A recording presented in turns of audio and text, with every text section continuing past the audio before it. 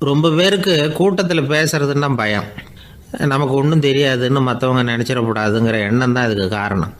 ரொம்ப முக்கியமான ஒரு கூட்டம்னா பயம் அதிகமாக இருக்கும். முக்கியமானவங்கள்லாம் வருவாங்களே, அவங்களாம் நம்மளை பற்றி மட்டமாக நினச்சிருவாங்களே அப்படிங்கிற பயம் வந்துடும். ஆனால் மேடை பேச்சுங்கிறது அவ்வளவு கடினமான ஒரு காரியம் இல்லைங்கிறாங்க அது சம்பந்தமான நிபுணர்கள். யாரும் பேச்சாளர் ஆகலாம், இது ஒன்றும் பெரிய கிஃப்ட்டு கிடையாது அப்படின்னு அவங்க சொல்கிறாங்க. நீங்கள் ஒரு சிறந்த பேச்சாளர் ஆகணுமா அப்படின்னா அதுக்குன்னு சில ஆலோசனைகளை சொல்லி வச்சுருக்கிறாங்க அனுபவசாலிகள். முதல் ஆலோசனை என்னென்னா, உங்கள் பேச்சு எளிமையாக இருக்கணும். ஏதாவது ஒரு கருத்து அல்லது 2 கருத்து சொன்னால் போதும். 20 அல்லது 30 கருத்துக்களை சொல்லிகிட்டே போகக்கூடாது. ரெண்டாவது ஆலோசனை, நீங்கள் என்ன பேச போகிறீங்கிறது முதல்ல உங்களுக்கு நல்லா புரியணும். அதுக்கப்புறம் தான் அதை அடுத்தவங்களுக்கு புரிய வைக்க முடியும். எப்படி ஆரம்பிக்க போகிறோம், எந்த கருத்தை முக்கியமாக வலியுறுத்த போகிறோம், எப்படி முடிக்க போகிறோம் அப்படிங்கிறத முதல்ல நல்லா சிந்தித்து மனசில் வச்சுக்கணும். கடைசியாக என்ன சொல்கிறீங்களோ அதுதான் கேட்குறவங்க மனசில் நிற்கும். மூணாவது ஆலோசனை என்னென்னா, உங்கள் பேச்சு சுருக்கமாக இருக்கணும். ஒரு 15 நிமிஷம் பேசுகிறது ரொம்ப பொருத்தம். மணிக்கணக்கில் பேசிக்கிட்டு இருக்கிறது நல்லதில்லை. நாலாவது ஆலோசனை, நீங்கள் பேசுகிறது உண்மையாக இருக்கணும். உங்களுக்கு உண்மையான அனுபவங்கள் இருக்கும், அதை சொல்லலாம். உங்களுடைய உண்மையான அனுபவங்களை மற்றவங்களோட பகிர்ந்துக்கணும், அதுதான் முக்கியம். ஐந்தாவது ஆலோசனை, ஆரம்பத்தில் கொஞ்ச நேரம் உங்களை பற்றியும் எதிரில் உள்ளவங்களை பற்றியும் சம்மந்தப்படுத்தி ஏதாவது பேசி ஒரு நெருக்கத்தை ஏற்படுத்திக்கணும். ஒவ்வொருத்தரும் இப்போ இவர் பேச போகிறது நம்ம சம்மந்தப்பட்டது அப்படின்னு நினைக்க ஆரம்பிச்சிருவாங்கல்ல, அதுக்கப்புறம் அவங்க கேட்க தயாராகிட்டாங்கன்னு அர்த்தம். எதிரில் உட்காந்துருக்கிற கூட்டத்திலேருந்து 3 பேரை தேர்ந்தெடுங்க. அதாவது வலது பக்கம் ஒருத்தர், நடுவில் ஒருத்தர், இடது பக்கம் ஒருத்தர். அதாவது உங்களை ரொம்ப கனிவாகவும் ஆர்வமாகவும் பார்க்குறவராக பார்த்து தேர்ந்தெடுத்துங்க மனசுக்குள்ளே. நீங்கள் பேசும்பொழுது என்ன பண்ணணும்னா, இவங்களை நேருக்கு நேராக மாறி மாறி பார்த்துக்கிட்டே பேசுனீங்கன்னா நீங்கள் ஏதோ ஒட்டுமொத்த கூட்டத்தையும் பார்த்து பேசுகிறதாக ஒரு உணர்வு அது ஏற்படுத்திவிடும். ஆறாவது ஆலோசனை என்னென்னா, சொற்பொழிவுன்னா நீங்கள் பேசணும், படிக்கக்கூடாது. எழுதி படிக்கிறது நல்லா இருக்காது. குறிப்புகள் வேணும்னா வச்சுக்கலாம். படிக்கிறது பேப்பர்லேருந்து வர்றது மாதிரி இருக்கும், பேசுகிறது இதயத்திலேருந்து வர்றது மாதிரி இருக்கும். அப்புறம் 7வது ஆலோசனை சொல்கிறாங்க. அது என்னென்னா, மேடையில் ஏறி நின்ன உடனே இயல்பாக மூச்சை இழுத்து விட்டுங்க, இயல்பு நிலைக்கு வாங்க, அதுக்கப்புறம் இயல்பாக பேச ஆரம்பிக்கலாம் அப்படிங்கிறாங்க. இவ்வளவும் பேச்சு கலையில் வல்லுநர்களாக இருக்கிறவங்க சொல்லுகிற ஆலோசனைகள். இதையெல்லாம் கடைபிடிச்சா நமக்கும் அதுக்கும் வெகு தூரம்னு நினச்சிக்கிட்டு இருந்த ஒன்று இப்போ கிட்டத்தில் நெருங்கி வந்துடும். நாம் சொல்கிறபடியெல்லாம் அது கேட்கும். ஒரு பேச்சாளர், அவருக்கு சுருக்கமாகவே பேச தெரியாது. மேடையில் ஏற்றி விட்டுவிட்டா போதும், ஆரம்பிச்சிருவார், நிறுத்த மாட்டார், பேசிக்கிட்டே இருப்பார். ஒரு தடவை அவர் ஒரு கூட்டத்தில் ரொம்ப நேரம் பேசிக்கிட்டே இருக்கிறார். எதிரில் பொறுமை இழந்த ஒருத்தர் தன்னுடைய கை கடிகாரத்தை காட்டினார். அதை கவனித்த பேச்சாளர், மன்னிக்கணும், கை கடிகாரம் நான் கொண்டுகிட்டு வர மறந்துட்டேன், அதுதான் நேரம் போனதே தெரியல அப்படின்னு சொல்லியிருக்கிறார். இதுக்கு அவர் சொன்னாராம் கோபமாக, ஏய்யா, கடிகாரத்தை தான் பார்க்க முடியல, மறந்துட்டேன், பக்கத்தில் மாட்டிருக்கிற கேலண்டரையாவது பார்க்கக்கூடாதா அப்படின்னாராம். என்ன சார், உங்கள் பையன் என்ன செஞ்சுக்கிட்டு இருக்கிறான் இப்போ அப்படின்னு கேட்டார் ஒருத்தர். அடிக்கடி கண்ணாடி முன்னாடி நின்று அழகு பார்த்துக்கிட்டு இருக்கிறான் சார் அப்படின்னாரு அப்பா. இளம் பருவம் இப்படி தான் இருக்கும், அதையெல்லாம் சாதாரணமாக நினச்சிடாதீங்க அப்படின்னாரு அவர். என்ன சார் சொல்கிறீங்க, கண்ணாடி முன்னாடி நின்றுக்கிட்டு நேரத்தை வீணாக்கிக்கிட்டு இருக்கான், அதை ஒரு பெரிய விஷயமா நான் நினைக்கணுமா அப்படின்னாரு இவர். இளம் பருவத்தில் இளைஞர்களுக்கும் சின்ன பொண்ணுங்களுக்கும் அடிக்கடி கண்ணாடியில் பார்க்கணும்னு தோணும். அது வெறுமனே அழகு பார்க்கறது மட்டும் இல்லை, அவங்க தங்களையே தேடி கண்டுபிடிக்கிற ஒரு முயற்சி அது. இது ஒரு மனோதத்துவ விளைவு. இது வரைக்கும் சின்ன பிள்ளையா இருந்துட்டோம், இனிமேல் நாமளும் மற்றவங்க மாதிரி மனிதர்கள் தான் அப்படிங்கிற உணர்வு அவங்களுக்கு வருது. தங்களோட முகம் எப்படி இருக்குது, அழகு எப்படி இருக்குது, உடம்பு நேரம் எப்படி இருக்குது, முடி எப்படி இருக்குது அப்படிங்கிறதையெல்லாம் கண்டுபிடிக்கிறாங்க. அதுக்கப்புறம் இன்னொரு ஆணோ பொண்ணோ தன்னை கவனிக்கணும் அப்படின்னு நினைக்கிறாங்க. இதெல்லாம் மனோதத்துவ உண்மைகள், இதெல்லாம் இயற்கை. இதை பார்த்துட்டு பெற்றவங்க பிள்ளைங்க கெட்டு போட்டாங்க அப்படின்னு நினைக்கக்கூடாது, அவங்கள திட்டிக்கிட்டே இருக்கக்கூடாது. இன்றைக்கி பல குடும்பங்களில் இதுதான் நடந்துக்கிட்டு இருக்குது. மனுஷ வாழ்க்கையிலேயே இப்படியும் இல்லாத அப்படியும் இல்லாத ஒரு பருவம் இளம் பருவம். 13லேருந்து 19 வயசுக்கு உட்பட்ட ஆண்கள் பெண்கள் இந்த வகையை சேர்ந்தவங்க, டீனேஜ் குரூப். இவங்கள சின்னவங்கன்னு நினச்சிட முடியாது, பெரியவங்கன்னு நினச்சிட முடியாது. இவங்க ரொம்ப சென்சிட்டிவ். சமூகம் நினச்சா இவங்களை நல்லவங்களாகவும் ஆக்கலாம், கெட்டவங்களாகவும் ஆக்கலாம். கொஞ்சம் அக்கறை எடுத்துக்கிட்டால் பெரிய பெரிய மேதைகளையும் விஞ்ஞானிகளையும் உருவாக்கலாம். ஆனால் நடக்கிறது என்ன தெரியுமா, அநேகமாக இவங்களை யாருமே சரியாக புரிஞ்சுக்கிறது இல்லை, இவங்களை சரியாக நடத்துறதும் இல்லை.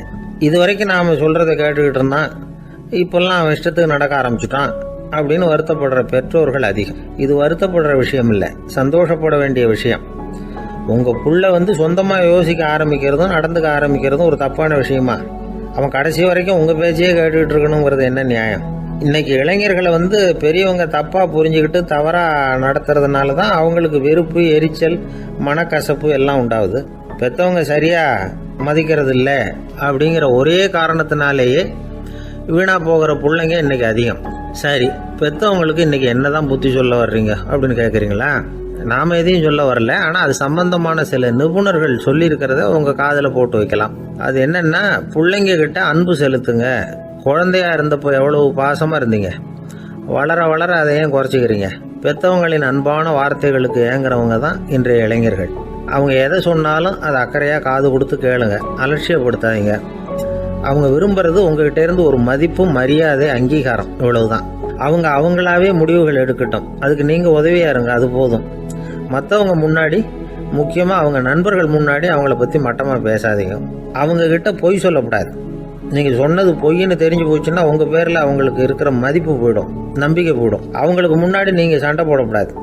உங்கள் பிள்ளைய எப்பவும் இன்னொரு பிள்ளையோட ஒப்பிட்டு பேசுகிற வேலையே வேணாம்.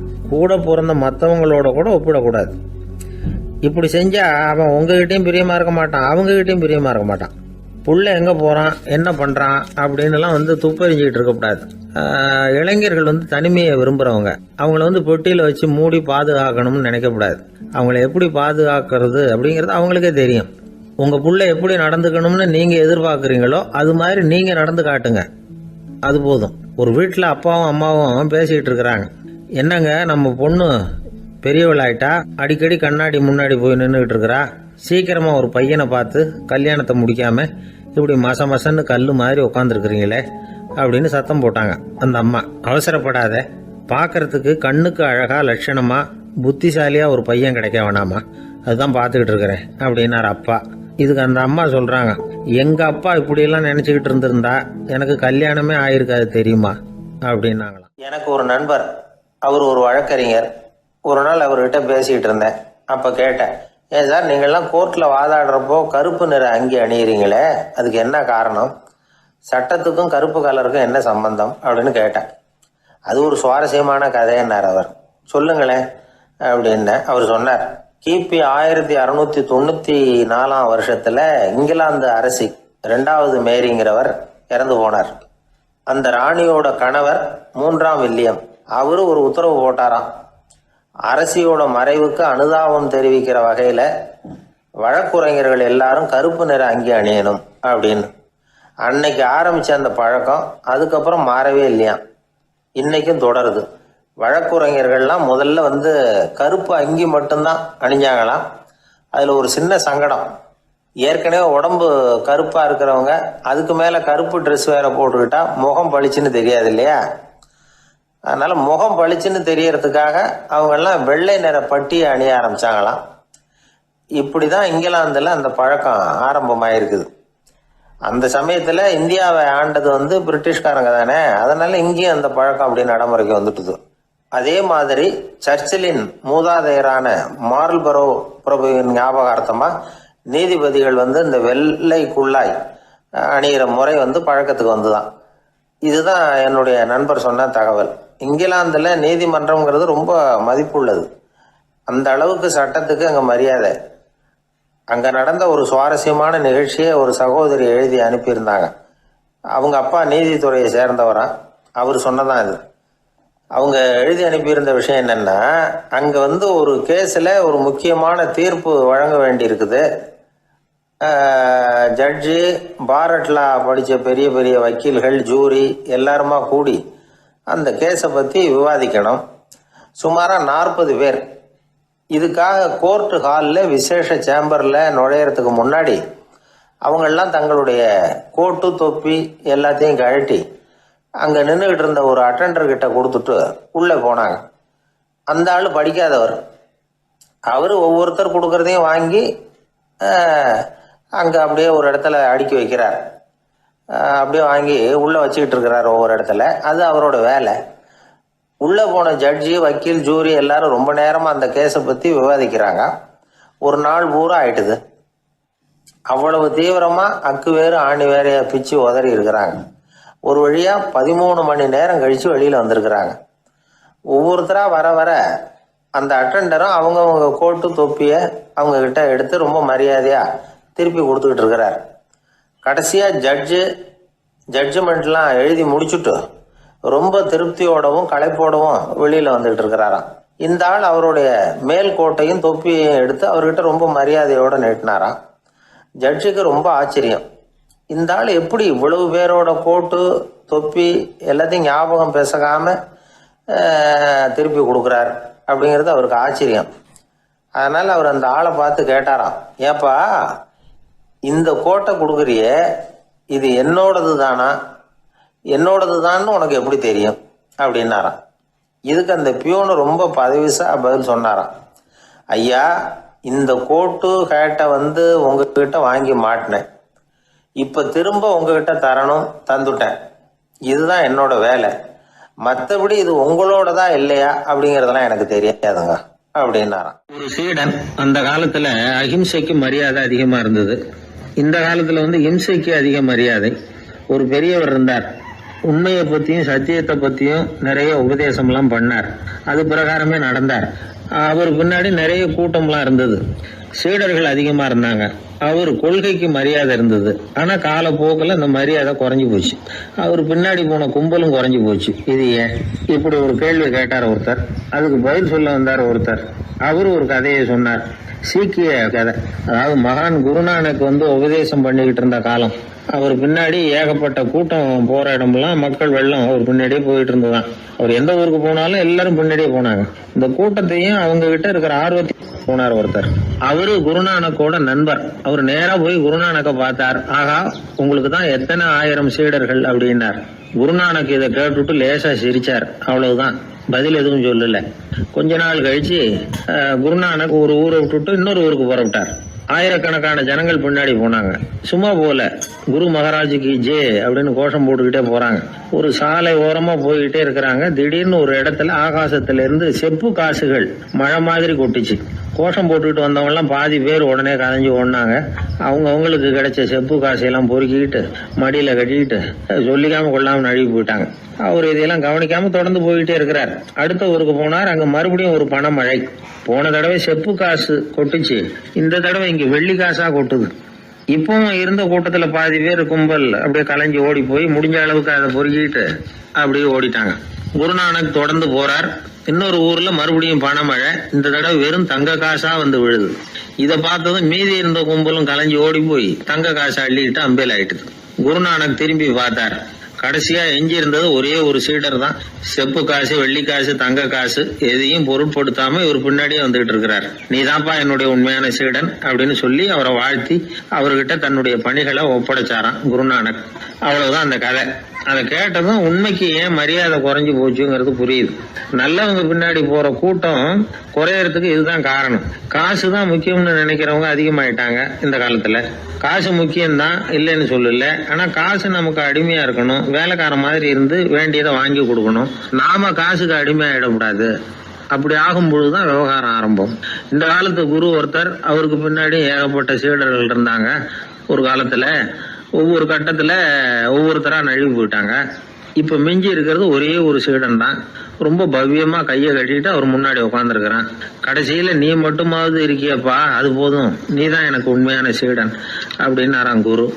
அதுக்கு அந்த சீடன் சொல்லியிருக்கான், அப்படி இல்லைங்க சுவாமி, நீங்க இப்போ உட்காந்துக்கிட்டு இருக்கிற பீடத்துக்கு அடியில பெட்டியில பணம் வச்சிருக்கிறீங்க, அது எனக்கு தெரியும். அதனால நீங்க எப்போ எழுந்திரிச்சு அந்த பக்கம் போவீங்கன்னு பாத்துக்கிட்டு இருக்கிறேன் அப்படின்னானா.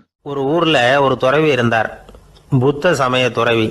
அந்த ஊர் மன்னன் அவரை பத்தி கேள்விப்பட்டிருக்கான். ஒரு நாள் புறப்பட்டு போனான். துறவியின் பாதங்களை தொட்டு வணங்கினான். அதுக்கப்புறம் சொன்னான், ஐயா, நான் உங்களை அரண்மனைக்கு அழைச்சிட்டு போறதுக்காக வந்திருக்கிறேன். இனிமே நீங்க இங்க எதுக்கு இருக்கணும் அப்படின்னானா. அவன் மனசுக்குள்ள என்ன நினைப்புன்னா, இவர் எங்க வர போறாரு, நான் ரொம்ப எளிமையானவன், எனக்கு எதுக்கு அரண்மனை வாசம்னு சொல்லி விடுவார் அப்படின்னு நினைச்சிருக்கான். ஆனா அந்த துறவி என்ன பண்ணார் தெரியுமா? அப்படியா, சரி போகலாம் வா. போய் உன் ரதத்தை கொண்டுட்டு வா, அரண்மனைக்கு போகும்பொழுது அதுக்கு தகுந்த மாதிரி ஆடம்பரமாக போகணும் அப்படின்னு விட்டாரான். துறவி இப்படி சொன்னதும் அந்த மன்னனுக்கு மனசுக்குள்ள சந்தேகம் வந்துட்டுது. இவர் உண்மையிலேயே துறவி தானா, ஏமாத்து பேர் வழி மாதிரி தெரியுதே அப்படின்னு நினச்சிருக்கான். இருந்தாலும் இனிமேல் என்ன பண்ணுறது, சொல்லியாச்சு. ரதத்தை கொண்டுகிட்டு வந்தான். துறவி ஏறி உக்காந்தார். பக்கத்தில் ராஜா. அவர் ரொம்ப உற்சாகமாக வரார். இவன் ரொம்ப சோர்ந்து போய் வரான். துறவி மரத்தடியிலேயே வாழ்ந்து பழக்கப்பட்டவர், அரண்மனையில் எளிமையாக ஒரு இடத்துல உட்காந்துக்குவார் அப்படின்னு நினச்சான். ஆனால் அப்படி இல்லை. அரண்மனைக்கு வந்த உடனே அந்த துறவி அதை கொண்டுட்டு வா இதை கொண்டுட்டு வான்னு சொல்லி உத்தரவு போட ஆரம்பிச்சுட்டார். அரண்மனையில் இருந்தால் அரசனை மாதிரி இருக்கணும் அப்படிங்கிறார்.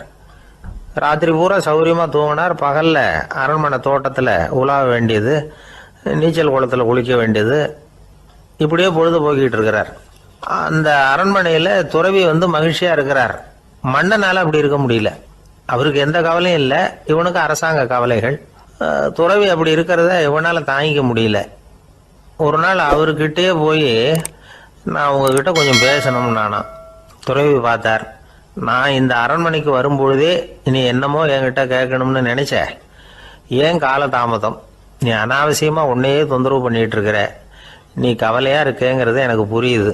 நான் மரத்தடியில் இருந்தப்போ கூட என்னை அடிக்கடி சந்திச்சுக்கிட்டு இருப்பேன், ஏதாவது விளக்கம் கேட்கறது உண்டு. இங்கே வந்த பிறகு என்னை சந்திக்கிறது கூட அபூர்வமாக போயிட்டுது. நீ இப்போ என்ன கேட்க போறேங்கிறது எனக்கு தெரியும், இருந்தாலும் கேள் அப்படின்னாராம். வேற ஒன்றும் இல்லைங்க, இப்போ உங்களுக்கும் எனக்கு என்ன வித்தியாசம்? 2 பேரும் அரண்மனையில் தான் இருக்கிறோம். நீங்கள் மகிழ்ச்சியாக இருக்கிறீங்க, நான் அப்படி இருக்க முடியல. இவ்வளவுக்கும் நீங்கள் முன்னாடி இருந்தது மாதிரி இல்லை. தினமும் தங்க தேர் கேட்குறீங்க, உயர்தரமான ஆடைகள் அணிகிறீங்க, சுவையான சாப்பாடு. இப்படி இருக்கிறப்போ உங்களுக்கும் எனக்கு என்ன வித்தியாசம்? இதுதான் மன்னனுடைய கேள்வி. இதுக்கு பதில் சொல்கிறேன், என் கூட புறப்பட்டு வா, இந்த நகரத்துக்கு வெளியில் போவோம் அப்படின்னு சொல்லி அரசனை கூப்பிட்டுக்கிட்டு ஊர் எல்லைக்கு சேர்ந்தார் துறவி. அங்கே போய் சொன்னார், இதை பாருப்பா, இந்த இடத்த தான் தேடிக்கிட்டு இருந்தேன். இனிமே நான் திரும்பி வரப்போறதில்ல. நீ என்னோட வர்றியா திரும்பி போறியா அப்படின்னார். நான் எப்படிங்க உங்கள் கூட வர முடியும்? என்னுடைய நாடு, என்னுடைய சொத்துக்கள், மனைவி, மக்கள் எல்லாத்தையும் விட்டுட்டு எப்படிங்க வர்றதுன்னா. இப்போ அந்த துறவி சொன்னார், இப்போ வித்தியாசத்தை தெரிஞ்சுக்கிட்டியா? நான் அரண்மனையில் இருந்தேன், எல்லா வித பொருள்களும் உடையவனாக இருந்தேன், ஆனால் எதையும் சொந்தம் கொண்டாடுறவனா இருக்கல. ஆனால் நீ அப்படி இல்லை, எல்லாத்தையும் சொந்தம் கொண்டாடிக்கிட்டு இருக்கிற. இதுதான் நமக்குள்ள வித்தியாசம் அப்படின்னு சொன்னார். அரண்மனை ஆடைகளை அப்படியே களைஞ்சார், அரசங்கிட்ட கொடுத்தார். உன்னுடைய ஆடைகளை நீயே வச்சுக்கோன்னார். அவர் பாட்டுக்கு நடந்து போனார், திரும்பியே பார்க்கல. அரசனுக்கு அப்பதான் தன்னுடைய அறியாமை விளங்குச்சான். இதிலிருந்து நாம புரிஞ்சுக்க வேண்டியது என்னன்னா, இந்த உலகத்துல எத்தனையோ பொருள்கள், அதையெல்லாம் முறையா பயன்படுத்தினா மகிழ்ச்சி. அதை விட்டுட்டு அதுக்கெல்லாம் சொந்தம் கொண்டாட ஆரம்பிச்சா கவலை. நம்ம ஆட்கள் சொந்தம் கொண்டாடுற விதமே தனி. ஒரு ஆளு இன்னொருத்தங்கிட்ட ஒரு கொடை கடன் வாங்கியிருந்தான், திருப்பி கொடுக்கல. கொடையை கொடுத்தவன் கேட்டான், என்கிட்ட கடன் வாங்கினிய கொடை, அதை கொஞ்சம் திருப்பி தர்றியான்னா. அது உனக்கு இப்போ அவசரமா தேவைப்படுதா அப்படின்னு கேட்டான் இவன். எனக்கு தேவைப்படல, அந்த கொடையை நான் யாருக்கிட்ட வாங்கியிருந்தேனோ அவனுக்கு இப்போ அது அவசரமா தேவைப்படுது அப்படின்னு அந்த ஆள். ஒரு அப்பாவுக்கு 2 பிள்ளைங்க. மூத்தவன் ரொம்ப அடக்கம், அப்பா எது சொன்னாலும் கேட்பான், பெரியவங்களுக்கு கீழ்ப்படிஞ்சு நடப்பான். இளையவன் அப்படி இல்லை, தான் நினைச்சதை தான் சொல்லுவான், செய்வான். அடுத்தவங்க சொல்றதை கேட்க மாட்டான், அடங்கி நடக்க மாட்டான். இந்த 2 பேர்ல யாரை உங்களுக்கு பிடிக்கும்? பெரியவனை தான் பிடிக்கும், ஏன்னா அவன் தான் சொல்ற பேச்சை கேட்கறவன் அப்படின்னு சொல்லுவீங்க. ஆனா ஒரு ஞானி என்ன சொல்றாரு தெரியுமா? ஒரு குழந்தை அதன் அறிவுக்காக மதிக்கப்பட வேண்டுமே தவிர அதனுடைய கீழ்ப்படியும் தன்மைக்காக அல்ல அப்படிங்கிறார்.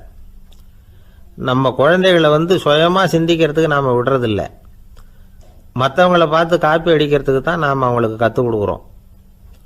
புகழ்பெற்ற மனிதர்கள் சிலருடைய பேரை சொல்லி நீயும் அவர் மாதிரி ஆகணும், இவர் மாதிரி ஆகணும் அப்படின்னு சொல்லிகிட்டே இருக்கிறோம்.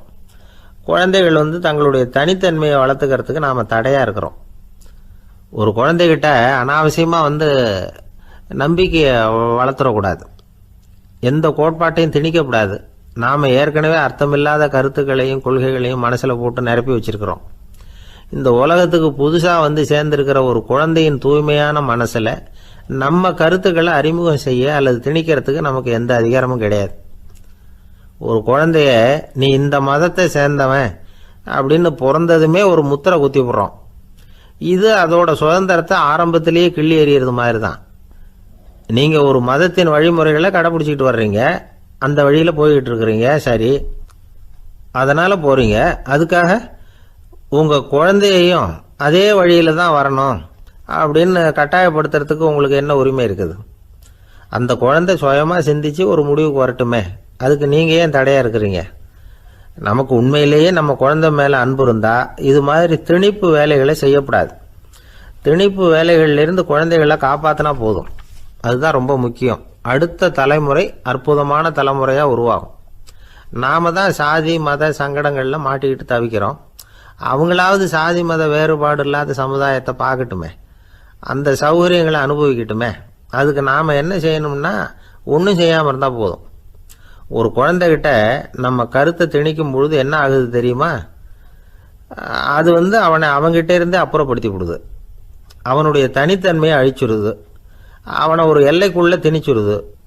இதெல்லாம் அன்புங்கிற பேரால் பெற்றோர்கள் செய்கிற தப்பு. இதெல்லாம் கேட்டுக்கிட்டு இந்த காலத்தில் அப்பா ஒருத்தர் சொன்னார், நான் கருத்துக்களை எல்லாம் என் பையன்கிட்ட திணிக்கிறது இல்லைங்க, ஆனால் அதிகமாக சாப்பிட சொல்லி கட்டாயப்படுத்துவேன் அப்படின்னார். உங்கள் வீட்டு சமையல் அவ்வளோ நல்லா இருக்குமான்னு கேட்டாங்க. நல்லா இருந்தால் நான் ஏன் அவனை சாப்பிட சொல்லி கட்டாயப்படுத்த போகிறேன் அப்படின்னார். கிபி 1078 மார்ச் மாதம் 19 திங்கட்கிழமை அதிகாலை நேரம் ஒரு குழந்தை பிறந்தது. எங்க தெரியுமா? காஸ்பியன் கடலுக்கு தெற்கே பாரசீக மொழி வழங்கிய தபரிஸ்தான் மாநிலத்துல ஜீலான்கிற புனித நகர், அதோட புறநகர் பகுதியில் உள்ள நீப்புங்கிற ஊர்ல தான் அந்த குழந்தை பிறந்தது. அந்த இடம் இப்போ ரஷ்யாவில் இருக்கு. அந்த குழந்தை யாருன்னு நினைக்கிறீங்க? அதுதான் முஹித்தீன் பெருமான், ஆன்மீக சாதனைகள் புரிந்த மகான் முஹித்தீன் ஆண்டகை. தன்னுடைய 18வது வயசுல உயர்கல்விக்காக ஜீலான் நகரத்தை விட்டு பகுதாத் நகரத்துக்கு புறப்பட்டு போறார்.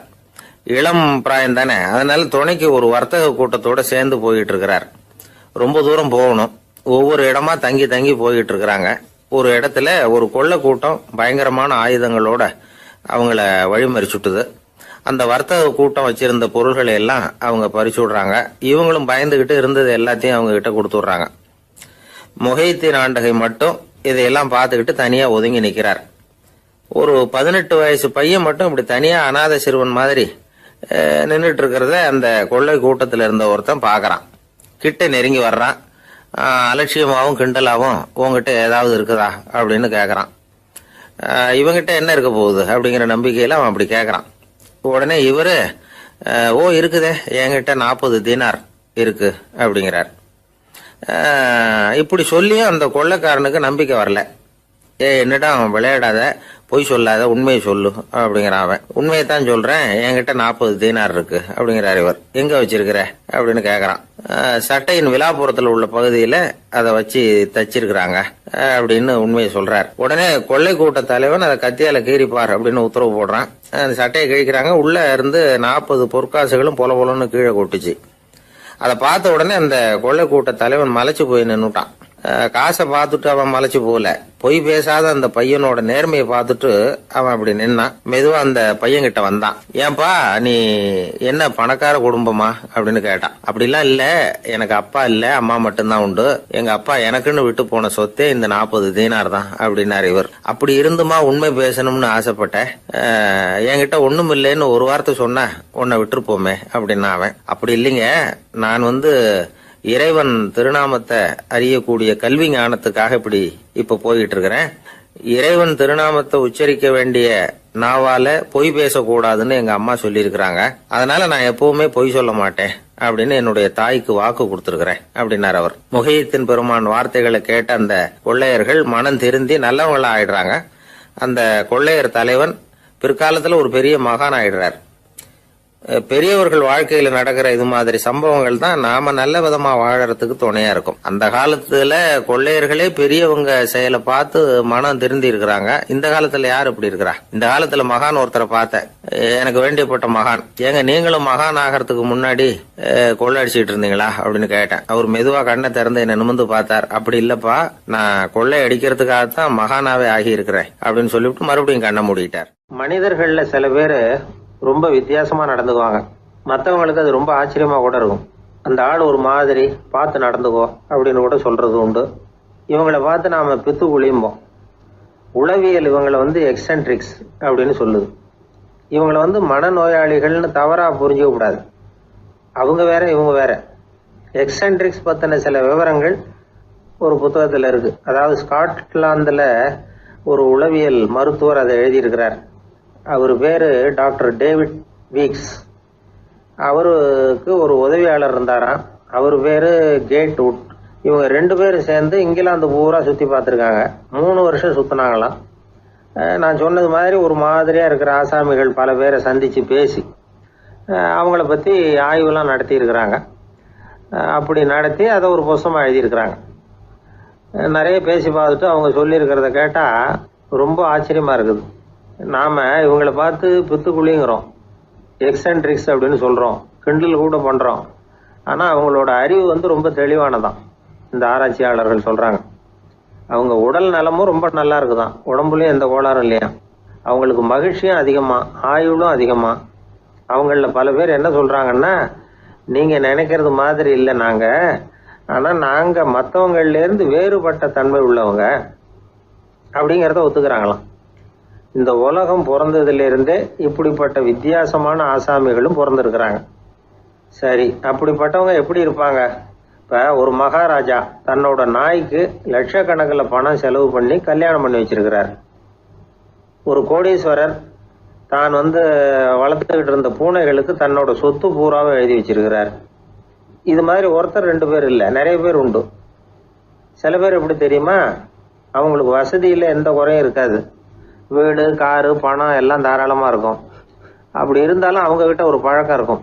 யாராவது ஒரு நண்பர் வீட்டு விசேஷத்துக்கு போயிருப்பார், இல்லைன்னா ஒரு கடைக்கு போயிருப்பார். அவங்க ரொம்பவும் மரியாதையா வரவேற்று எல்லாம் பண்ணிட்டு இருப்பாங்க. ஆனா இவரு அவங்களுக்கு தெரியாம ஏதாவது ஒரு பொருளை திருடி பாக்கெட்ல போட்டுட்டு வந்துருவார். அப்படி வந்தாதான் இவருக்கு திருப்தி. பல பேர் அவங்க வளர்த்த பிராணிகளுக்கு பளிங்கு கல்லால சமாதி கட்டி வச்சிருக்கிறாங்க. இப்படிலாம் பண்றாங்க.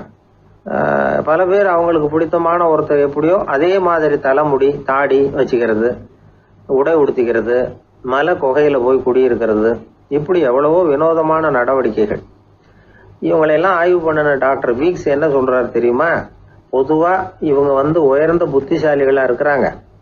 ஒருமைப்பட்ட மனம், கருமையுமே கண்ணான பண்பு, தனிமையை நாடுற மனப்பான்மை எல்லாம் இவங்களுக்கு உண்டு. அவங்கள பல பேர் அவங்க பெற்றோருக்கு முதல் குழந்தை அல்லது ஒரே குழந்தை இப்படிதான் இருக்கிறாங்க. இது மாதிரியானவங்க பெண்கள் 1 பங்குன்னா ஆண்கள் 2 பங்கு. இவங்கெல்லாம் ஆக்கப்பூர்வமான செயல் செய்யறாங்க. அப்படிப்பட்டவங்களா தான் இருக்கிறாங்க. அடுத்தவங்க கிட்ட அன்பு காட்டுறவங்களா இருக்கிறாங்க, உற்சாகம் ஊட்டுறவங்களா இருக்கிறாங்க. அவங்களுடைய ஆக்கப்பூர்வமான பணிகளுக்கு ஊக்கம் கொடுத்தா அவங்க மன சந்தோஷமும் உடல் நலமும் பெருகும், ஆயுளும் கூடும். இதெல்லாம் அந்த டாக்டருடைய கண்டுபிடிப்பு. பித்துக்குழித்தனத்துக்கும் மனநோய்க்கும் வித்தியாசம் உண்டுங்கிறத சொல்றதுதான் இந்த தகவல். அதனால 2ம் ஒண்ணுன்னு நினைச்சிடக்கூடாது. ஒரு நண்பன் ஒருத்தனை பத்தி சொல்றோம். அவன் எந்த வகைன்னு நீங்களே முடிவு பண்ணுங்களேன். அவன் ஒரு கல்யாண வீட்டுக்கு போய் சாப்பிட்டுட்டு வெளியில வந்தோம். அவன் கூட வெளியில வந்த உடனே ரொம்ப நேரமா தன்னோட செருப்பை தேடிட்டு இருந்தான். என்னப்பா இன்னுமா உன் செருப்பு கிடைக்கல அப்படின்னு கேட்டோம். இல்ல என்னது முன்னாடியே கிடைச்சுட்டுது, அதை விட நல்லதா ஏதாவது கிடைக்குமான்னு பாக்குறேன் அப்படின்னா. அவன் பத்திரிகையில வர்ற செய்திகளை கூட நகைச்சுவையா சொல்றது உண்டு. அதாவது அதை நேரடியா சொன்னா வானொலியில அனுமதிக்க மாட்டாங்க சில விஷயங்களை. அது சின்னாருக்கு கௌரவ குறைச்சல், அது வேடிக்கை கலந்து நகைச்சுவோடு சொல்லும் பொழுது அதை அனுமதிச்சிருவாங்க. அப்ப அந்த விசாரணை கமிஷன் அது நிறைய நடந்துகிட்டு இருந்தது. டெல்லியில இருந்து அமலாக்க பிரிவு அதிகாரிகள்லாம் வராங்க போறாங்கன்னு பத்திரிகையில அமர்க்கப்பட்ட இடம். அந்த நேரம் நான் ஒரு ரேடியோவில் ஒரு செய்தியை தயார் பண்றோம். அப்ப என்ன பண்ணேன்னா, இது மாதிரி அந்த பத்திரிகை செய்தியை வச்சுக்கிட்டே ஒரு செய்தி சொன்னோம், இன்னொரு தகவல் சொல்லி. அதனால ஒருத்தன் தமிழ்நாட்டுல ஒரு ஆள், அவன் திடீர்னு கோடீஸ்வரன் ஆயிட்டான். நேற்று வரைக்கும் சாதாரணமா இருந்தாள், இன்னைக்கு கோடீஸ்வரன் ஆயிட்டான். டெல்லியில இருந்து 2 அதிகாரிகள் வராங்க. எப்படி அவன் பணம் சேர்த்தான்னு கண்டுபிடிக்கிறதுக்கு அவனை கூப்பிட்டு 2 அதிகாரிகளை எப்படா பணம் சேர்த்த? நான் ஒன்னும் தப்பான வழியில பணம் சேர்க்கல சார், நான் பந்தயம் கட்டியே பணக்காரன் ஆயிட்டேன். பந்தயம் கட்டி எப்படா பணக்காரன் ஆக முடியும் அப்படின்னா, நீங்க நம்புங்க சார், நான் பந்தயம் கட்டி தான் பணக்காரன், தப்பான வழியில சேரல சார். பந்தயம் கட்டி எப்படா கோடீஸ்வரன் அப்படின்னா நாங்க நம்ப முடியாதுன்னு இருக்கான் விசாரிக்க வந்தவன். அப்படின்னா உங்ககிட்ட ஒரு பந்தயம் கட்டட்டுமான் இருக்கான் விசாரிக்க வந்தவன்ட்டிய. என்னடா பந்தயம் அப்படின்னா, ஒண்ணுமில்ல சார், இது என் கண்ணு, இது என் பல்லு, என் கண்ணை என் பல்லாலேயே கடிக்கிறேன், எவ்வளவு பந்தயம் விசாரிக்க வந்தா 100 ரூபாய் எடுத்து வச்சான், இதை ப்ரூவ் பண்றான்னு. அப்படியே கண்ணை எடுத்துட்டான். அது பளிங்கு கண்ணு, ஏற்கனவே ஒரு கண்ணு பளிங்கு கண்ணு வச்சுனா எடுத்து கடிச்சு விட்டான். இது விசாரிக்க வந்தாலும் 100 ரூபாய் விட்டுட்டு நிக்கிறான். எப்படி பணம் சேர்த்தான்னு வந்தவன் உடனே இன்னொருத்தன், இவன்ட்ட என்னடா பேச்சு கொடுக்காரா, நம்ம பணம் தான் அங்க போயிட்டு இருக்கு, உனக்கு விசாரிக்க தெரியல, போடா நான் விசாரிக்கிறேன்னு அடுத்தவன் வந்தான். அது நீ ஒழுங்கா சொல்றேன், எப்படிடா பணம் சேர்த்தேன் சார், நீங்க கொஞ்சம் புத்திசாலியா தெரியுது அவரை விட, நீங்களாவது நம்புங்க சார், பந்தயம் கட்டி தான் பணம் சேர்த்தேன், நான் நம்ப முடியாது. அப்படின்னா உங்ககிட்ட இன்னொரு பந்தயம் கட்டட்டுமா அப்படின்றான். வேண்டாம், அவனை ஏமாத்தி விட்டேன் என்னால வேண்டான்றான். இல்ல சார், அவரு ஏமாந்தது பொய் கண்ணு, பளிங்கு கண்ணுன்னு தெரியாது, ஏமாந்துட்டார். இப்போ உங்ககிட்ட பந்தயம் கட்டது நெஜம் கண்ணு, இந்த பக்கம் பளிங்கு கண்ணு கிடையாது, நெஜம் கண்ணு, இதை பல்லால கடிக்கிறேன் அப்படின்னு அவன் ஒரு 100 ரூபாய் எடுத்து வச்சான். இவன் அப்படியே பல்செட்டை கட்டினான் தனியா, அப்படியே கட்டி கடிச்சு விட்டான். அதையும் விட்டுட்டான். இவன் உடனே 2 பேரும் இவன்கிட்ட பேச பேச நம்ம பணம் தான் அவன்கிட்ட போயிட்டு இருக்கு, இவன் எப்படி பணம் சேர்த்தான்னு கண்டுபிடிக்கிறதுக்கு டெல்லியில இருந்து வந்திருக்கோம், இவன் மேற்கொண்டு பேசாத, பேச பேச பந்தயம் கட்டுவான். திரும்பி போறதுக்கு ரயிலுக்கு டிக்கெட் சரியா இருக்கா பாடுறான்றான். அவன் கரெக்டா எண்ணி பார்த்து கரெக்டா இருக்குப்பா, மேற்கொண்டு பேசாத, அவன்கிட்ட நம்ம போயிடுவோம், போய் நம்ம அதிகாரிகிட்ட சொல்லிடுவோம்னு சொல்லி போயிட்டு வரேன் சார் அப்படின்னு சொல்லிட்டு மரியாதை போயிட்டாங்க. போய் டெல்லியில பெரிய அதிகாரிகிட்ட போய், சார் அவன்கிட்ட வந்து விசாரிச்சு பார்த்தோம் சார், தமிழ்நாட்டுல பந்தயம் கட்டி தான் பணம் சேர்த்தேன்னு சாதிக்கிறான், எங்ககிட்ட ஒரு 200 ரூபாய் வாங்கிட்டான் சார் அப்படின்னு. அவருக்கு கோவம் வந்துட்டுது. இந்தியாவுக்கே தலைமை அதிகாரி, இதுக்காகவாடா நீங்க இருக்கீங்க, எத்தனை பேர் இருக்கீங்க உங்களை மாதிரி ஜூனியர் ஆபீசர்ஸ் நம்ம ஆபீஸ்ல இந்தியா பூரா விசாரிக்கிறதுக்கு அப்படின்னா 30 பேர் இருக்கோம் சார். 30 பேருக்கு அனுபவம் பத்தாது, நான் இந்தியாவுக்கே தலைமை அதிகாரி, அனுபவம் ஜாஸ்தி, உங்களுக்கு ட்ரைனிங் கொடுக்கணும் எப்படி ஒருத்தரை விசாரிக்கிறதுன்னு. 30 பேரும் ஒரு ரூம்ல வந்து உட்காருங்க, ஒரு ஆள் போய் அந்த ஆளை தமிழ்நாட்டில இருந்து நீங்க கூப்பிட்டுட்டு வா, வர்ற வரைக்கும் அவன்கிட்ட பேசாதீங்க, பந்தயம் கட்டுவான், மெதுவா கொண்டு வந்து நிறுத்து அப்படின்னா ஒரு ஆள் வந்து ஸ்பெஷலா கூப்பிட்டு போட்டான். இது மாதிரி மேடையில நிறுத்திவிட்டு ஒரு தலைமை அதிகாரி 30 ஜூனியர் அதிகாரிகள் அவங்களுக்கு பயிற்சி கொடுக்குறார். இவனை பார்த்து, ஒழுங்கா சொல்லு, எப்படி பணம் சேர்த்த, நான் இந்தியாவுக்கே தலைமை அதிகாரி, என்கிட்ட உண்மையை ஒத்துக்கிட்டீங்கன்னா உன்னை அப்ரூவர் ஆக்கிடுவேன் அல்லது தண்டனையை குறைப்பேன், அந்த அதிகாரம்லாம் என்கிட்ட உண்டு, ஒழுங்கா சொல்லு அப்படிங்கிறார். அவர், சார் நீங்க இந்தியாவுக்கே தலைமை அதிகாரி, அனுபவம் ஜாஸ்தி, நீங்களாவது நம்புங்க சார், நான் பந்தயம் கட்டி தான் பணம் சேர்த்தேங்கிறான். இங்கேயே வந்து இப்படி சாதிக்கிறேன், உன்னை நம்ப முடியாதரா அப்படின்னா உங்ககிட்ட ஒரு பந்தயம் கட்டட்டுமா நானா அவர்கிட்ட போய், வேணாண்டா என் ஆளை ஏமாத்தி விட்டேன் அப்படின்னா, இல்ல சார் அவங்க ஏமாந்தது என் உடம்ப பத்தின ரகசியம், என் கண்ணு பளிங்கு கண்ணுன்னு தெரியாது, நான் பல்செட்டு கட்டியிருந்தது தெரியாது, ஏமாந்துட்டாங்க. இப்ப நான் உங்ககிட்ட கட்டுற பந்தயம் உங்க உடம்ப பத்தின ரகசியம். என் உடம்புல என்னடா ரகசியம், முதுகுல, உங்க முதுகுல 1 ரூபா அகலத்துக்கு கருப்பா ஒரு மச்சம் இருக்கு, உண்டா இல்லையானா, இல்லைன்னு தெரியும் அவருக்கு. இல்லடா நேத்து வரைக்கும் இல்ல சார், இப்ப இருக்குது மச்சம் அப்படின்னு உடனே 100 ரூபாய் எடுத்து வச்சார் அவர் தலைமை அதிகாரி. ஒரு 100 ரூபாய் வச்சு சட்டையை கட்டி காட்டுறாரு, மச்சம் இல்ல, இவன் தோத்துட்டான் இங்கிருந்து போனவன். உடனே 200 ரூபாய் எடுத்து வச்சுக்கிட்டு, தோழர்களே இப்படிதான் ஒருத்தரை விசாரிக்கணும், என்கிட்ட இவன் ஏமாந்துட்டான் பாருங்க, துருவி துருவி விசாரிக்கிறதுன்னு சொல்றாங்களே இதுதான் அப்படின்னு விளக்கம் கொடுத்தார். அப்போ இவன் மெதுவா ஆரம்பிச்சானா, சார் இந்த பந்தயத்துல உங்களுக்கு 200 ரூபாய் லாபம், ஆனா இதே பந்தயத்துல எனக்கு 2900 ரூபாய் லாபம் சார் அப்படின்றான். என்னடா பண்ண அப்படின்னு கேட்டிருக்காரு. உங்களுக்கு தெரியாம இந்த 30 பேர்கிட்டையும் தனித்தனியா ஒரு பந்தயம் கட்டியிருக்கேன். 30 பேர்கிட்ட என்னடா பந்தயம் கட்டினேன், ஒண்ணும் இல்ல சார், உங்க எல்லாரும் முன்னாடியும் உங்க மேல் அதிகாரியை சட்டையை கேட்ட வைக்கிறேன், உங்களுக்கு பந்தயம் கட்டினேன், போயிட்டு பூரா எனக்கு 2900 ரூபாய் லாபம். அவரு பார்த்தாரு, அதிர்ச்சி ஆயிட்டாரு. தலைமை, சார் நீங்க போங்க சார் அப்படின்னு சொல்லி ஒரு ஆளை கொண்டு போய், சாரை கொண்டு போய் மரியாதையா பக்கத்து ரூம்ல விட்டுவாங்க, இனிமே அவர்கிட்ட யாரும் பேசாதீங்க வாங்கன்னு சொல்லிவிட்டு, அதுக்கப்புறம் தோழர்களே, இவர் பேச ஆரம்பிச்சாரு, தோழர்களே இனிமே யாரும் தமிழ்நாட்டு பக்கம் விசாரிக்க போகாதீங்க, நீங்க யாராவது போறதுன்னா மத்திய பிரதேசம், உத்தரப்பிரதேசம், இப்படி எத்தனையோ பிரதேசம் இருக்கு, போயிட்டு வாங்க, தமிழ்நாட்டுக்கு மட்டும் போகாதீங்க, ஏன்னா அங்க போனா நம்ம பணத்துக்கு ஆபத்து வந்துருது அப்படின்னு சொன்னாருன்னு. இந்த கதையை ரேடியோல சொன்னேன். இந்த கதையை உண்மை சம்பவமா சொன்னா அனுமதிச்சிருக்க மாட்டாங்க. இந்த நகைச்சுவைக்கு உள்ள மரியாதை என்னன்னா, அது ஒரு கதை மாதிரி உண்டு பண்ணி இப்படி சொன்னதும், இதுல என்ன என்னுடைய விசேஷம்னா, இந்த ஸ்கிரிப்டை வாங்கிட்டு வர சொல்லி மந்திரியினுடைய பிஏ வந்தார். ஒரு மந்திரி அப்ப இருந்தவர், அவர் பிஏ அடிக்கடி வருவார். வந்து இந்த போன நேற்று முந்தா நாள் ரேடியோவில் சொன்ன அந்த இன்னொரு தகவல் காப்பி ஒண்ணு வாங்கிட்டு வா அப்படி இப்படின்னு கூப்பிடுவார். மேடையில பேசுறதுக்கு எங்களுக்கு தேவை, உபயோகப்படும்னு கேட்பார். அவரு இந்த நிகழ்ச்சி வந்தப்போ உடனே அன்னைக்கு வந்துட்டார் அந்த பிஏ. இன்னைக்கு காலையில சொன்னீங்களே சார், மந்திரி கேட்கிறாரு மேடையில பேசுறதுக்கு அப்படின்னு. நான் அப்பதான் ஆச்சரியப்பட்டேன், பாருங்க இந்த நகைச்சுவைக்கு உள்ள மரியாதை. அவரே கேட்கிறார், சொல்லப்பட்டதே அவரை பத்தி தாங்கிறது தெரியாம அவரே எப்படி சொல்ல, அதுதான் சிரிப்புக்கு உள்ள மரியாதைங்கிறது. அது யாரை பத்தி சொல்றோமோ அவருக்கு தெரியாம கூட சொல்லலாம் அதை. அப்படி இது உண்மையில நடந்த சம்பவம். அந்த அமைச்சர் இப்ப இல்ல, உயிரோட எல்லாம் இப்ப இருந்து வாங்கிட்டு இருந்தேன். திருநெல்வேலி மாவட்டத்துல கோவில்பட்டிக்கு பக்கத்துல உள்ள ஊர் கடம்பூர். காமராசர் முதலமைச்சரா இருந்த காலம். கடம்பூர்ல ஒரு பள்ளி சீரமைப்பு மாநாடு நடக்குது. அந்த பக்கத்துல உள்ள பள்ளிக்கூடம்லாம் அதுல கலந்துக்குது. கண்காட்சி வேற. ஊர் பூரா விழா கோலம். மறுநாள் மாநாடு நடக்க போகுது. ஆனால் முதல் நாளே மழை பிடிச்சிக்கிட்டுது. மறுநாளும் அது விடாமல் பேஞ்சிக்கிட்டு இருக்குது.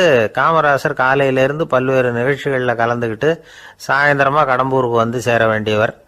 மழை பேஞ்சிக்கிட்டு இருக்கிறதுனால நிகழ்ச்சி ரத்தாயிடுமோ என்னமோ அப்படின்னு எல்லாரும் சந்தேகப்பட்டுக்கிட்டு இருக்கிறாங்க. அவர் கோவில்பட்டி பயணிகள் விடுதியில் இருக்கிறார். கடம்பூர்லேருந்து சில பேர் போய் அவரை சந்திக்கிறாங்க.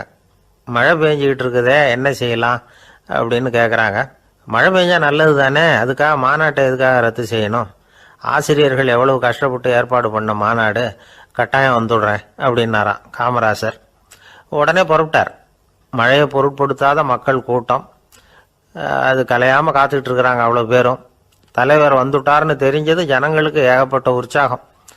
ஜனங்கள் அவ்வளவு உற்சாகமாக வரவேற்றாங்க. மாநாடு ஆரம்பமாச்சு. மலர் மாலைகள் மலை மாதிரி குவிய ஆரம்பிச்சுட்டுது.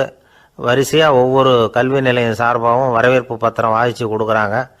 என்ன வாசிக்கிறாங்கங்கிறத காமராசர் கூர்ந்து கவனிக்கிறார். ஏகப்பட்ட புகழ் மொழிகள், ரொம்ப பாராட்டி புகழ்ந்து என்னென்னமோ வாசிச்சுக்கிட்டு இருக்கிறாங்க. கொடை வள்ளலே, குணக்குன்றே, மலையே, கடலே, இப்படி தமிழ் மொழியில் பாராட்டுறதுக்கு எத்தனை வார்த்தைகள் உண்டோ அத்தனையும் அதில் சேர்த்துருக்குறாங்க.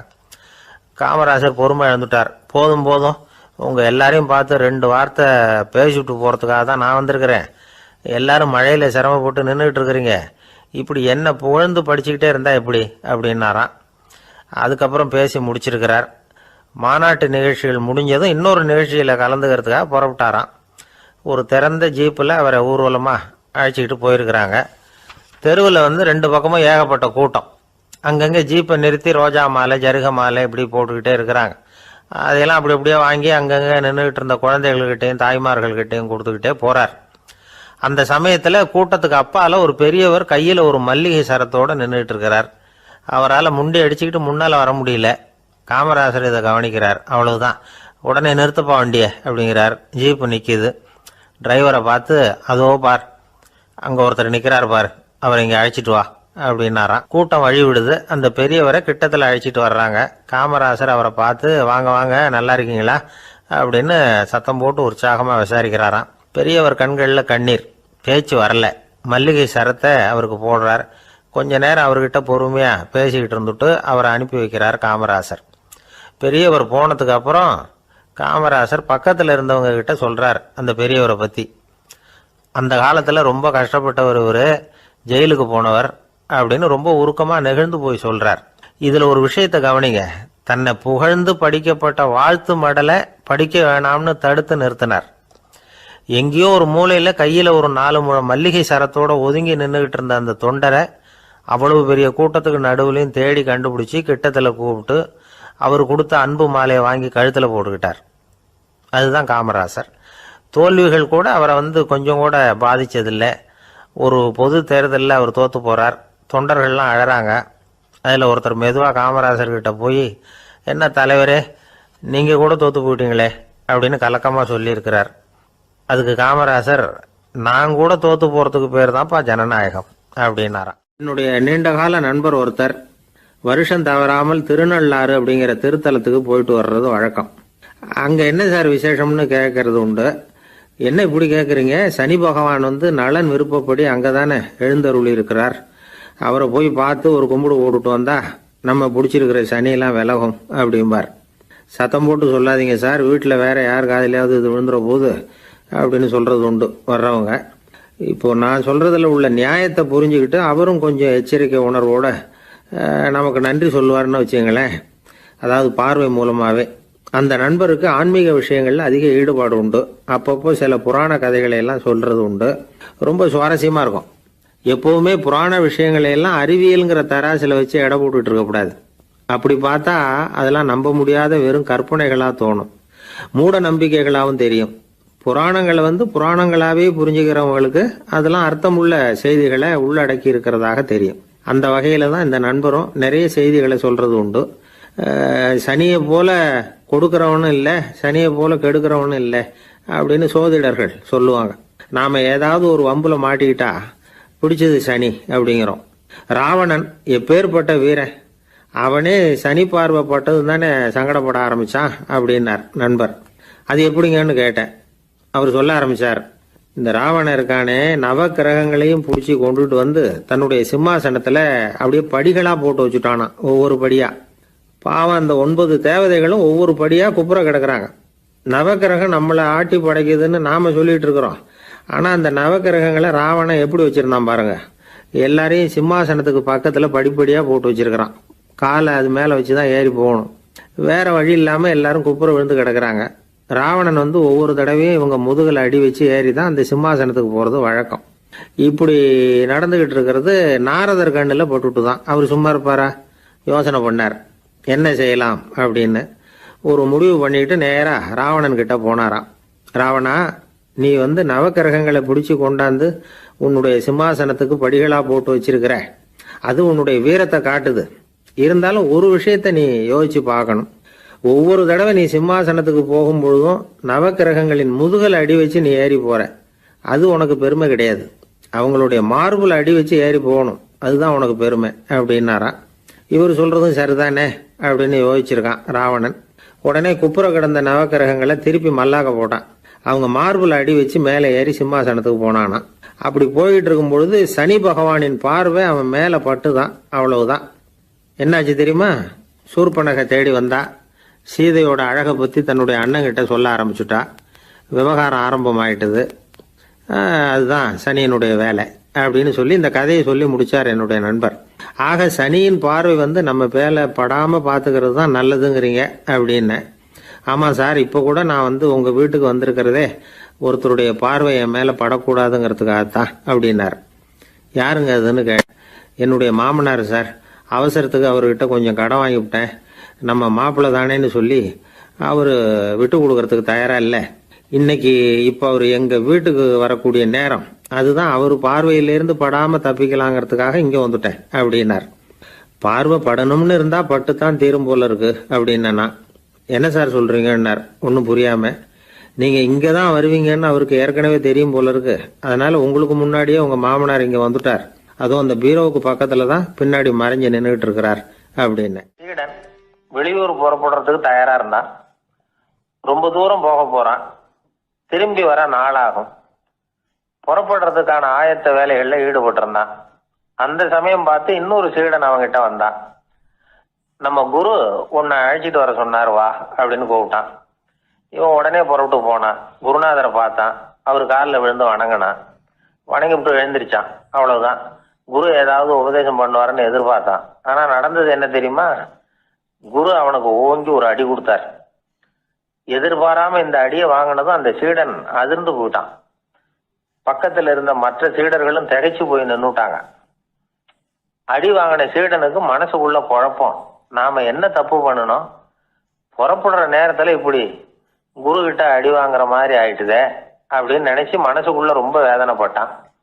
கொஞ்சம் துணிச்சலை வரவழைச்சுக்கிட்டு குருநாதர்கிட்டயே கேட்டுட்டான். சுவாமி, நான் என்ன தப்பு பண்ணினேன்? என்னை இப்படி அடிச்சுட்டீங்களே. ஒரு வார்த்தை கூட உங்களை எதிர்த்து நான் பேசினது இல்லையே. இவ்வளவு காலமா உங்க விருப்பத்துக்கு விரோதமா ஒரு காரியம் கூட நான் செஞ்சது இல்லையே. வந்ததும் வராததுமா ஒண்ணுமே சொல்லாம என்ன அடிச்சுட்டீங்களே. குருவே, நான் செஞ்ச குற்றம் தான் என்ன அப்படின்னு கண்ணீரோட பரிதாபமா கேட்டானா அந்த சீடன். ஆனா அந்த குரு முகத்துல கொஞ்சம் கூட கோபம் இல்லை. அவர் சிரிச்சுக்கிட்டே நின்றுகிட்டு இருந்தாராம். அதுக்கப்புறம் சொன்னாராம், என்னுடைய அருமை சீடனே, நீ ஒரு தவறும் பண்ணல. நான் உன்னை அடிச்சது நீ ஏதோ தப்பு பண்ணிவிட்டேங்கிறதுக்காக இல்லை.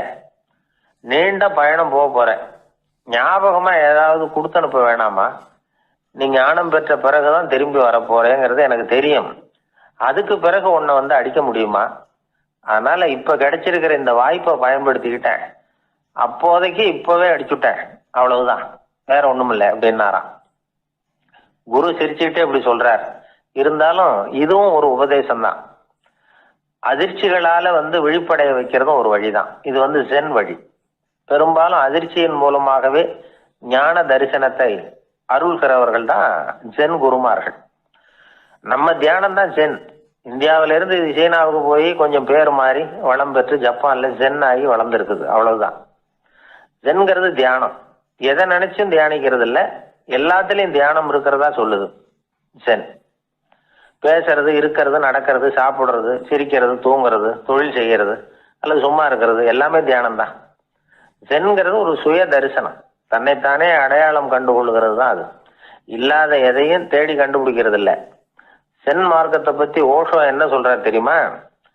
காணாமல் போன தன்னுடைய மூக்கு கண்ணாடி தன்னுடைய மூக்கின் மேல் இருப்பதை கண்டுகொள்வது போன்றது சென் அப்படிங்கிறார். நம்மால் இன்னொருத்தர் முகத்தை ரொம்ப நேரமா உத்து பார்த்துக்கிட்டு இருந்தார். என்ன பாக்குறீங்கன்னாரு அவரு. நீங்க போட்டிருக்கீங்களே மூக்கு கண்ணாடி, அதை தான் பாக்குறேன்னாரு இவரு. நீங்க அப்படி பாக்குறதுக்கு விசேஷ காரணம் ஏதாவது உண்டான்னு கேட்டார் இவர். உண்டுன்னார். என்னன்னு கேட்டார். நேத்திக்கு காணாம போன என்னோட மூக்கு கண்ணாடி அது அப்படின்னாராம் இவர். ஒருத்தர் ரொம்ப கவலையோட வந்தார். ஏன் இப்படி ஒரு மாதிரியா வர்றீங்க அப்படின்னு கேட்டேன். அவர் என்ன நிமிர்ந்து பார்த்தார். என்னை பார்த்து ஒருத்தன் பைத்தியம்னு சொல்லிவிட்டாங்க சார். அவன் அப்படி சொன்னதுக்கு அப்புறம் தான் நான் இப்படி ஆயிட்டேன்னாரு. அதுக்காக நீங்க பெருமைப்படுங்க, வருத்தப்படாதீங்கன்னு. அவருக்கு ஒன்னும் புரியல. அவரு என்ன ஒரு மாதிரியா பார்க்க ஆரம்பிச்சுட்டார். நான் உடனே ஓஷோ சொல்லி இருக்கிற சில கருத்துக்களை அவர்கிட்ட எடுத்து சொன்னேன். இத பாருங்க, இந்த உலகத்துல பல பெரிய மேதாவிகள்லாம் சாதாரண மக்கள் கண்ணுக்கு பைத்தியமா தான் தெரிஞ்சிருக்கிறாங்க அப்படின்னு விவரத்தை சொன்னேன். ஏன்னா மத்தவங்க மாதிரி அவங்க கவலைப்படுறது இல்ல, எதுக்கும் இறுக்கம் அடையறது இல்ல, சாவை கண்டு பயப்படுறது இல்ல, அற்பமான மகிழ்ச்சிக்கு ஆசைப்படுறது இல்ல. அவங்க முழுமையா வாழறாங்க. மத்தவங்கள இது பாதிக்குது. ஏன்னா இவங்களால அவங்க மாதிரி அலட்டிக்காம இருக்க முடியறது இல்ல. அதனால இருக்க ஆரம்பிச்சு விடுறாங்க. அவன் கிடக்குறான் பைத்தியக்காரன் அப்படின்னு சொல்லி அவங்களுக்குள்ளேயே ஆறுதல் அடையறதுக்கு முயற்சி பண்றாங்க. இதுதான் இன்னைக்கு உலகத்துல நாம பாத்துக்கிட்டு இருக்கிறது. ஆனா ஒரு உண்மை என்ன தெரியுமா? இந்த உலகத்துல பைத்தியக்காரர்களும் புத்தி சுவாதீனம் இல்லாதவங்களும் தான் மகிழ்ச்சியாவும் கொண்டாட்டமாவும் இருக்க முடியும். அதனால நமக்கெல்லாம் புத்தி சுவாதீனத்துடன் கூடிய ஒரு பைத்தியக்காரத்தன்மை இருக்கிறது நல்லதுதான். அப்படி இருந்தாதான் வாழ்க்கையை கொண்டாட முடியும். ஒரு மனநல மருத்துவமனையில ஒருத்தர் சிகிச்சைக்காக சேர்ந்திருந்தார். சேர்ந்து 1 வருஷம் ஆச்சு. தான் குணமாயிட்டோங்கிறது அவருக்கு தெரிஞ்சு போச்சு. டாக்டர் கிட்ட விவரத்தை சொன்னார். இது மாதிரி எனக்கு மனசுல தோணுதுங்க, நான் தெளிஞ்சுட்டேன் போல இருக்கு அப்படின்னு அவர் சொல்லியிருக்கிறார். அவரும் சொன்னார், நீங்க சொல்றது சரியாதான் இருக்கும், இருந்தாலும் உங்களை இங்கேயே வச்சிருந்து சில சோதனைகள்லாம் பண்ணி பார்த்துட்டு அதுக்கப்புறம் வீட்டுக்கு அனுப்புறோம் அப்படின்னார். சரிங்கன்னார் அவரு. அதே மாதிரி அவரை மேற்கொண்டு கொஞ்ச நாள் தங்க வச்சு சோதனைகள்லாம் பண்ணி பார்த்துட்டு இவர் சொல்றது உண்மைதான்னு தெரிஞ்சது. இவர் புத்தி சுவாதீனம் சரியா இருந்தது. இவர் நல்ல நிலைமைக்கு வந்துட்டாருங்கிறது டாக்டருக்கு புரிஞ்சுது. அதுக்கப்புறம் சரி, நீங்க சொன்னது சரி, இனிமே நீங்க வீட்டுக்கு போகலாம் அப்படின்னு சொல்லி அனுப்பி வச்சார். இவர் வீட்டுக்கு வந்துட்டார். அதுக்கப்புறம் இவர் தன்னுடைய அனுபவங்களை சொன்னாராம். எப்படி இருந்தது மருத்துவமனை வாழ்க்கை அப்படின்னு கேட்டிருக்கிறாங்க நண்பர்கள்லாம். அப்போ இவர் சொன்னாராம், இத பாருங்க, நான் 1 வருஷம் பைத்தியங்களோட பைத்தியமா வாழ்ந்தேன். அதுல கொஞ்சம் கூட எனக்கு சிரமம் தெரியல. அந்த 1 வருஷமும் 1 வினாடியா போனது மாதிரி இருக்குது. ஆனா நான் புத்தி தெளிஞ்சதுக்கு அப்புறம் 1 வாரம் அவங்களோட இருந்தேன் பாருங்க. அந்த 1 வாரம் தான் எனக்கு ஒரு யுகமா தெரிஞ்சது. அவ்வளவு கஷ்டப்பட்டேன் அப்படின்னாராம். அதனால ஒரு கூட்டத்திலிருந்து வேறுபட்டு வாழறதுங்கிறது கொஞ்சம் சிரமம் தான்.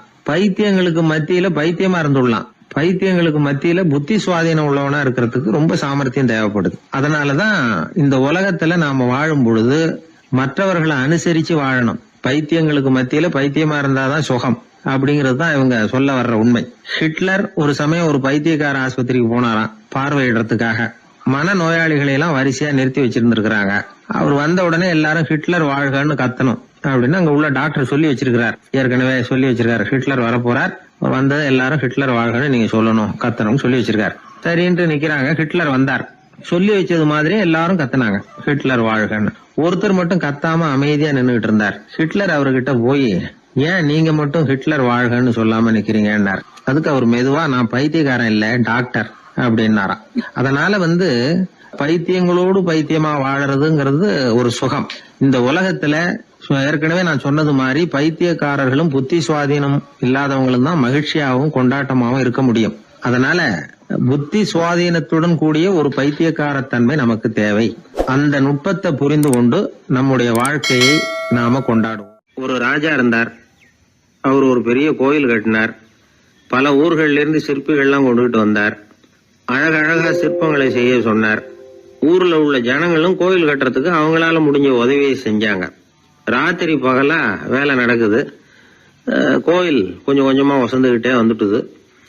அந்த ஊர்ல ஒரு வயசான அம்மா இருந்தாங்க, ரொம்ப ஏழை. அவங்களுக்கு மனசுக்குள்ள ஒரு உறுத்தல், இந்த ஊர்ல எல்லாரும் இந்த கோவில் கட்டுறதுக்கு அவங்களால முடிஞ்ச உதவியை பண்ணிட்டு இருக்கிறாங்க, நம்மளால ஒன்றும் பண்ண முடியலையே அப்படின்னு நினைச்சு கவலைப்பட்டாங்க.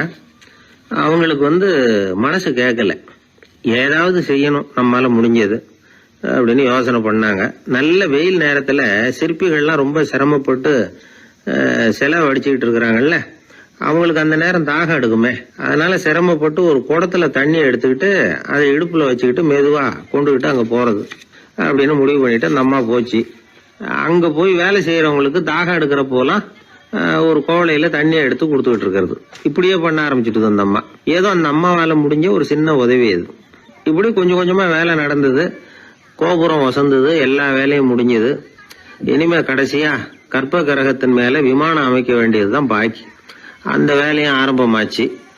அந்த சிற்பிகள்லயே அனுபவசாலியான ஒருத்தர் இந்த அம்மாவை தேடிட்டு வந்தார். பாட்டி, உங்ககிட்ட இருக்கிற ஏதாவது ஒரு பொருளை கொடுங்க, அந்த விமானத்துல வைக்கலாம் அப்படின்னு நாங்க நினைக்கிறோம் அப்படின்னார். இந்த அம்மாவுக்கு ஒன்றும் புரியல. ஏதாவது இருந்தாவில கொடுக்கலாம், எதுவும் இல்லையே, என்ன பண்றது யோசனை பண்ணாங்க. இத பாருப்பா, என்கிட்ட என்ன இருக்கு, இந்த வாசப்படியில கிடக்குது, இந்த கல்லு தான் இருக்குது, வேணும்னா இத எடுத்துட்டு போங்க அப்படின்னாங்க. உடனே அந்த கல்லை பேத்து எடுத்துட்டு போயிட்டாங்க அவங்க. அங்க போய் பார்த்தா என்ன ஆச்சரியம், அந்த விமானத்து உச்சியில கலசங்களை அமைக்கிறதுக்கான பிரம்ம எந்திரத்தை மூடுற கருங்கல் ஒண்ணு தேவையா இருந்தது. இவங்க எடுத்துட்டு போன கல்லு அதுக்கு ரொம்ப பொருத்தமா அமைஞ்சு போச்சு. ஏதோ அதுக்காகவே அளவெடுத்து செஞ்சது மாதிரி அமைஞ்சுட்டுது. அந்த கல்லையே அங்க அப்படியே பதிச்சுட்டாங்க. ஒரு வழியா கோவிலை கட்டி முடிச்சாங்க. அடுத்தது கும்பாபிஷேகம். அதுவும் ரொம்ப சிறப்பா கோலாகலமா நடந்து முடிஞ்சது. இவ்வளவையும் பார்த்த அந்த ராஜாவுக்கு மனசுக்குள்ள ரொம்ப பெருமையா இருந்தது.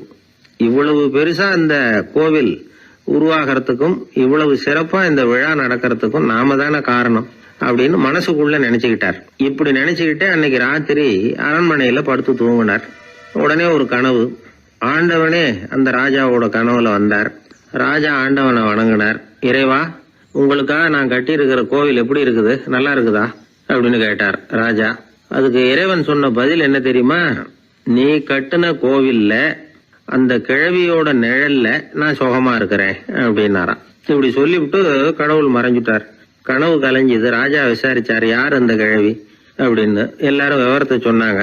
அப்பதான் ராஜா நினைச்சு பார்த்தார், இந்த கோவிலை நானே கட்டினதாக ரொம்ப பெருமைப்பட்டுக்கிட்டேன். ஆனா அந்த வயசான அம்மா வீட்டு வாசல்ல கிடந்த கல்லு அது இறைவனுக்கு சுகமான நிழல் கொடுக்கறதாக சொல்றாரு அப்படிங்கறத எண்ணி பார்த்தார். நான்கிற எண்ணம் நழுவி போயிட்டுதான். கோபுரம் எவ்வளவு பெருசுங்கிறது முக்கியம் இல்ல, குணம் எவ்வளவு பெருசுங்கிறது தான் முக்கியம். அந்த வயசான அம்மா நம்ம நாட்டுல வாழறது தான் நமக்கு உண்மையான பெருமை அப்படின்னு நினைச்சாராம் ராஜா. இந்த காலத்திலயும் ஒரு ஊர்ல ஒரு கோவில் கட்டினாங்க. எல்லா ஜனங்களும் அவங்களால முடிஞ்சதை செஞ்சாங்க. நம்மால ஒருத்தன் அந்த திருப்பணி குழு தலைவரை போய் பார்த்தான். நான் ஏதாவது ஒத்துழைக்கணுமா ஐயா அப்படின்னு ரொம்ப பணிவா கேட்டான். திருப்பணி குழு தலைவர் சொன்னார், இத பாருப்பா, இந்த கோவில் கட்டி முடிக்கிற வரைக்கும் உன்னுடைய ஒத்துழைப்பு எதுவும் தேவையில்லை. கட்டி முடிச்சு கும்பாபிஷேகம் ஆனதுக்கு அப்புறம் தான் உன்னுடைய ஒத்துழைப்பு ரொம்ப அவசியம் அப்படின்னார். அதுக்கப்புறம் நான் என்ன செய்யணும் சொல்லுங்கன்னா, இவன் இந்த சாமி சிலையை நீ திருடிட்டு போகாம இருக்கணும், அவ்வளவுதான் அப்படின்னாராம். ஒரு ராஜா இருந்தார். நாடு பூராவும் நிறைய மரங்களை நட்டு வளர்க்கணுங்கிறது அவரோட ஆசை. தானே அதுக்கு முன்மாதிரியா இருக்கணும்னு நினைச்சார்.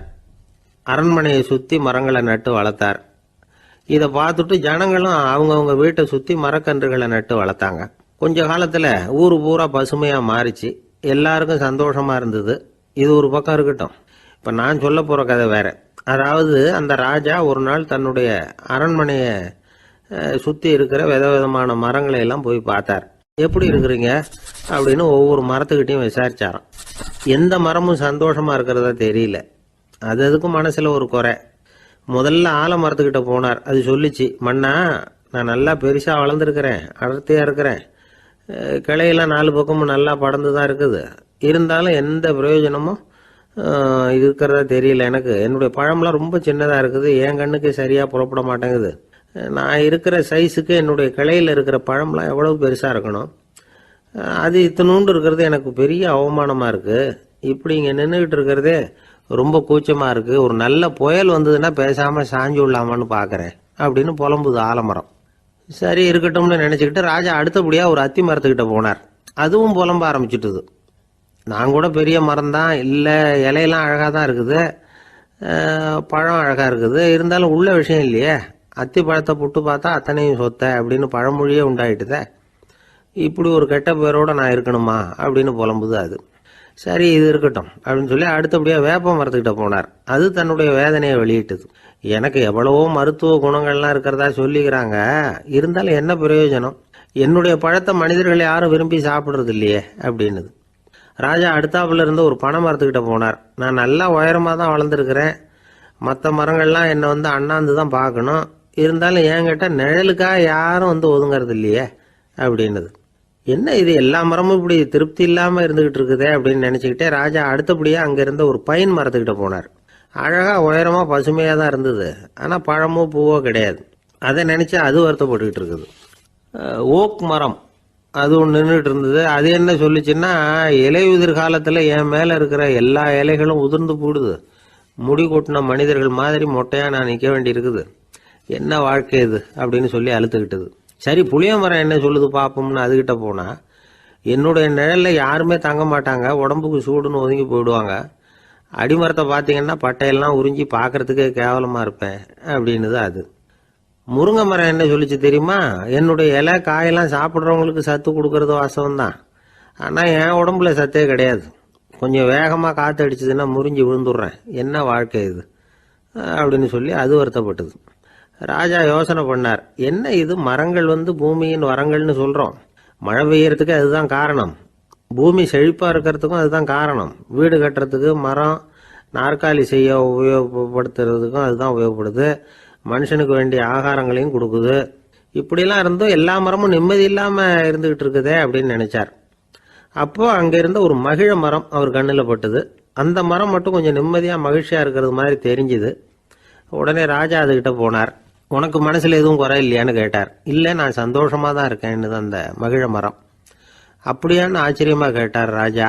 ஆமாம் அண்ணா, இந்த இடத்துல நீங்கள் ஒரு முருங்கை மரத்தையோ வேப்ப மரத்தையோ கூட நட்டிருக்கலாம், ஆனால் இந்த இடத்துல நடுறதுக்கு என்ன தேர்ந்தெடுத்திருக்கிறீங்க, அதுவே எனக்கு பெருமை, அதுவே எனக்கு திருப்தி அப்படின்னு தான் மகிழ மரம்.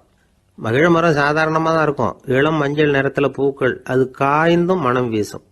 மகிழ மரம் மாதிரி மன திருப்தியோடு வாழறதுக்கு நாம் கற்றுக்கணுமா.